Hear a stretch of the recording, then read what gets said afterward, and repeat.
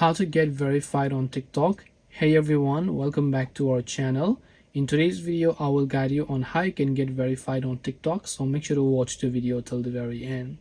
So if you would like to get verified on TikTok, it's actually quite very simple to do so, because all you have to do is go ahead and first of all make sure to launch the TikTok application here.